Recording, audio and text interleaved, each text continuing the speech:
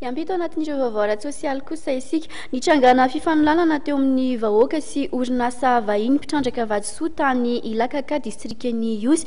Tranga izay niafara tamina fandroahana ny vahoaka teo an-toerana sy ny fandorana ny trano nipetrahan'ireo olona vitsivitsy tany an-toerana ihany koa. Tatitrary. Fifanolanana amina tamin'ny fitrandrahana vadisoa no niafara tamina fandorana trano sy fandroahana ireo olon-tsotra mpitrandraka ao amina faritra iray ao amin'ny komuna Ilakaka distriken'ny Iosy. Raha ny fanazavana Andriamatora Zafimanjingo Germain, solombavam-bahoaka voafito tao Iosy, dia orinasa vahiny iray mpitrandraka vadisoa ao Ilakaka na tonga ity raharaha ity.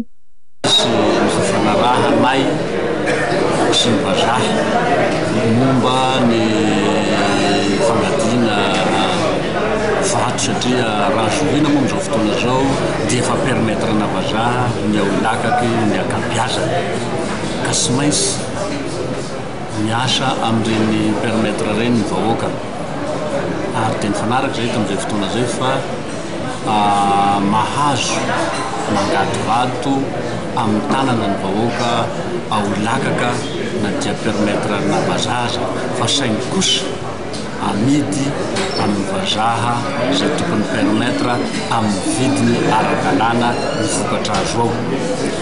Nefa tamin'ity indray mitoroaka ity dia nahagaga satria ny vazaha dia sy nanaiky an'izay ary noho sy fanaken'ny vazaha an'izay dia nisitaka 4 kilometra miala n'io toerana misy masinina ny vazaha io ny vahoaka.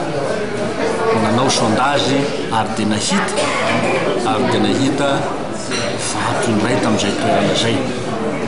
Ka rehefa nahita an'izay vato izay ny vahoaka tamin'izay toerana izay dia vory ny vahoaka ary miangady miady ary dia nahita vato.